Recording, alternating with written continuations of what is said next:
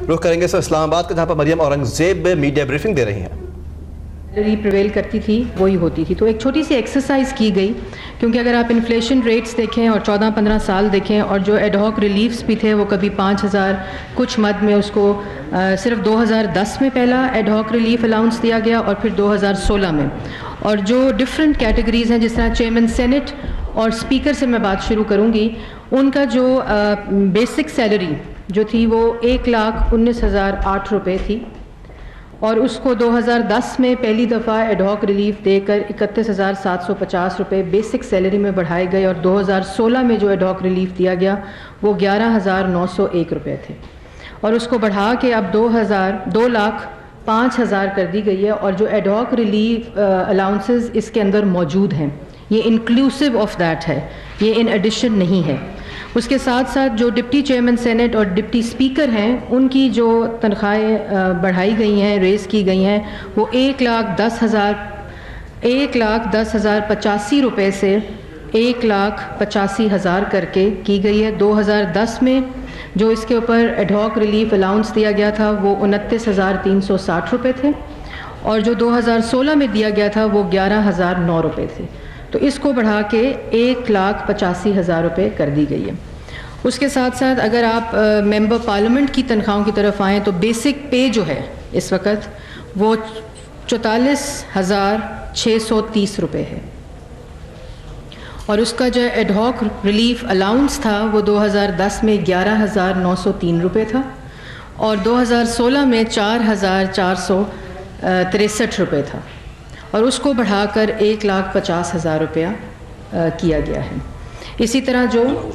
जी, और ये सब कुछ जितनी सैलरीज बढ़ाई गई हैं, इनमें जो एडहॉक रिलीफ अलाउंसेस हैं वो इंक्लूसिव हैं, ये उनसे एडिशन नहीं है। और उसके साथ साथ जो फेडरल मिनिस्टर हैं उनकी 1,14,897 रुपये बेसिक सैलरी थी, जिसको बढ़ाकर 2 लाख रुपया किया गया है, और एडहॉक रिलीफ अलाउंस सिर्फ एक दफ़ा लगा 2016 में दिया गया, और वो 11,490 रुपये था। और जो मिनिस्टर फॉर स्टेट्स हैं उनकी बेसिक सैलरी जो थी वो 1,06,281 रुपये थी, और उसको बढ़ा के 1,80,000 रुपया किया गया, और इसमें भी एडहॉक रिलीफ अलाउंस जो 2016 में लगाया गया वो 10,628 रुपये था। अब इसकी जो पीछे बैकग्राउंड में जो एक एक्सरसाइज की गई कि पाकिस्तान के जितने उनके काउंटर पार्ट्स हैं, चाहे वो चेयरमैन सेनेट हों, प्रोविंशियल असेंबलीज़ के साथ उनको कंपेयर किया गया, और इस वक्त भी जो सैलरीज़ बढ़ाई गई हैं वो उन तमाम जो प्रोविंशियल असेंबलीज़ के मेंबर्स और स्पीकर प्रोविंशियल असेंबलीज़ हैं उनसे कम और लोएस्ट है इस वक्त पाकिस्तान में। अगर खाली बलूचिस्तान की एग्ज़ाम्पल ली जाए तो प्रोविंशियल असेंबली बलूचिस्तान के जो मेंबर्स हैं उनकी 3 लाख रुपया सैलरी इस वक्त है। तो इसके पीछे अगर आप देखें कि तमाम सरकारी अफसरान हर साल उनकी सैलरी बढ़ती है, और रिलीफ अलाउंसेस एडहॉक भी उसके अंदर इंक्लूड होते हैं। और जिस तरह मैंने पहले अर्ज़ की कि ये तमाम जो इंक्रीज़ है, ये एडहॉक रिलीफ अलाउंसेस जो पिछले 15 साल में एक लगा 2010 में और कुछ की मद में 2016 में लगा,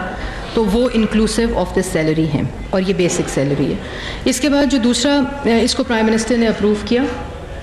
इसके बाद जो दूसरा एजेंडा पॉइंट था वो था कि पेपरा की जो प्रोक्योरमेंट रूल्स हैं उसके अंदर 2004 के अंदर जो रूल्स अमेंड हुए और जो फाइनल हुए जो हम फॉलो करते हैं, उसके अंदर कुछ अमेंडमेंट्स की गई, क्योंकि 2004 से लेकर 2016 तक अगर आप देखें तो इन्फ्लेशन भी बढ़ी है, और जिस तरह टाइम गुजरता है तो प्रोक्योरमेंट रूल्स तमाम दुनिया में और रीजन में बढ़ते हैं। तो उसको मद्देनज़र लगाते हुए और प्रोसेस को और ज़्यादा एक्सपेडाइट करने के लिए, क्योंकि कई चीज़ों में तो वो हेल्प होती है लेकिन कई चीज़ों में वो प्रोसेस को रोक भी देता है। क्योंकि अगर आप, छोटी सी एग्जांपल है कि अगर पेटी कैश आपने 25,000 का से ऊपर का लेना है तो उसके लिए आपको पेपरा रूल्स में जाना पड़ता है। तो अब 2004 की जो सूरत हाल थी और जो 2016 की सूरत हाल में उसमें ज़रा फ़र्क है, लेकिन इसको फर्दर ट्रांसपेरेंट और इसको फर्दर इंक्लूसिव करने के लिए प्राइम मिनिस्टर ने एक कमेटी बनाई है इस एजेंडा के ऊपर, जिसके अंदर इसके रूल्स को दोबारा देखा जाएगा ताकि और ज़्यादा भी जो कमियां हैं उनको इम्प्रूव किया जाए और उसको ट्रांसपेरेंट किया जाए। इस कमेटी को हेड कर रहे हैं साद रफ़ीक साहब, और इसके जो मेंबरान हैं उसमें ख्वाजा आसिफ साहब हैं, जाहिद हामिद साहब law minister, General Qadir Baloch साहब हैं और सेक्रेटरी फाइनेंस हैं। जो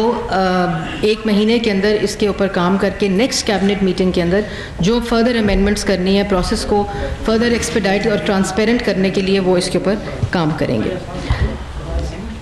मैं ख्वाजा साद रफ़ीक हैं जी, ख्वाजा आसिफ साहब हैं, जाहिद हामिद साहब हैं, जनरल कादिर बलोच साहब हैं और सेक्रेटरी फाइनेंस हैं। उसके बाद एक